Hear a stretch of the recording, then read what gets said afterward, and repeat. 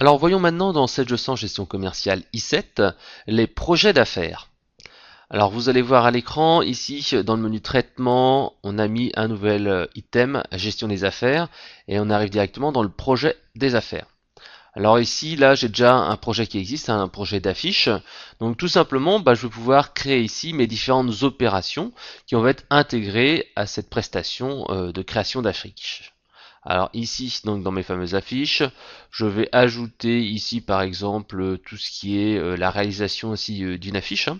L'affiche de campagne de pub, là je mets une publicité pour la Twingo par exemple, donc 200 unités. Donc ce qui m'intéresse c'est surtout la date de fin, c'est la date où je vais devoir rendre cette première opération, donc le 28. Donc je clique sur OK, et donc là mes éléments apparaissent à l'écran. Juste après, je vais pouvoir dire qu'est-ce qui va être lié à la création de ces fameuses affiches.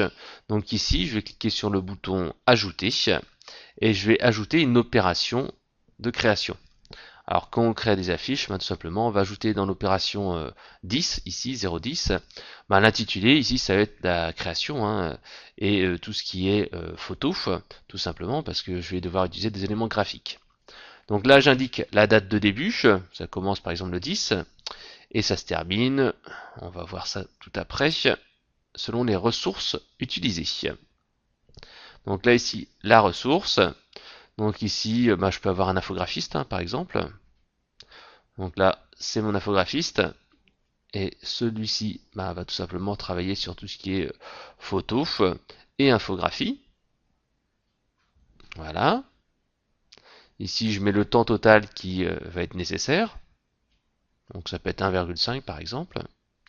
Et l'opération, c'est toujours la première opération à 0,10 qui était liée à la création de mes affiches. Donc on le voit ici, hein, l'affiche avec la création de photos, avec l'infographie. Maintenant, je vais pouvoir rajouter autre chose. J'ajoute par exemple ici, toujours avec mon infographiste ici, Aubert, et cette fois, il va faire autre chose, hein. Après l'infographie, il va faire tout ce qui est maquette. Là encore, ça va lui prendre du temps. C'est toujours lié à la première opération. Voilà, donc on voit bien les deux éléments, hein, la photo, l'infographie, la maquette, etc. Là maintenant j'arrive sur une deuxième opération. Donc toujours dans ma checklist, là maintenant que j'ai réalisé ma maquette graphique, je vais pouvoir faire les impressions. Donc là encore, hop, je choisis la date de l'impression, il faut que ça parte le 17. Donc ma référence c'est toujours mes affiches là que j'avais réalisées. Et qu'est-ce que je vais ajouter dans cette opération là? Je vais ajouter tout simplement ici un composant. Alors je vais mettre ici par exemple fourniture à l'écran malin. Voilà. Donc je vais peut-être en prendre 3 pour donner des exemples à mon client. Donc l'opération, toujours l'opération 02, hein, 020.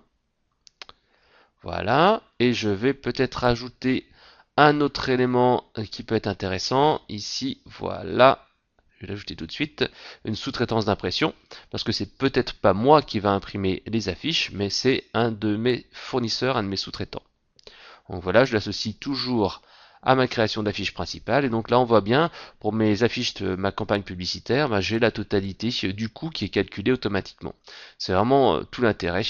Ici, j'ajoute mes éléments et comme ça, je peux ainsi faire un devis à mon client et lui dire voilà, avec ces éléments, création graphique, épreuve, chromalin, temps, etc. Moi, je peux te générer une offre. Et ici, je vais te générer un devis avec éventuellement un coefficient de prix, hein, un coefficient de marge qui va être automatiquement calculé.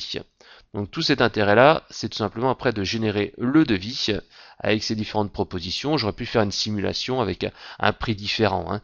Tout ça, ça me permet après d'avoir vraiment mes données. Et si après, je suis à peu près content de la proposition que je viens de générer, rien ne m'empêchera ici dans mon devis, là je suis dans le devis, et je vais pouvoir imprimer ce devis et l'envoyer à mon client directement. Donc une fois ici que le devis est accepté, qu'il est validé, je vais pouvoir faire tout simplement le suivi.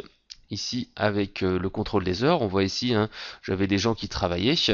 Là c'était l'opération 010, hein. Voilà, c'était la création graphique avec l'infographie, la maquette, etc., etc. Donc ici, avec la souris, je peux ici, hein, indiquer tout de suite le temps qui a été réalisé et le temps théorique. Ça, c'est assez intéressant. Donc, par exemple, j'ai mis 1 heure au lieu de 1,5 heures. Et là, par exemple, j'ai mis 2 heures. exactement au lieu de 3 heures. Et là, je peux donc enregistrer très simplement cet avancement. Voilà, donc on en est arrivé au bout.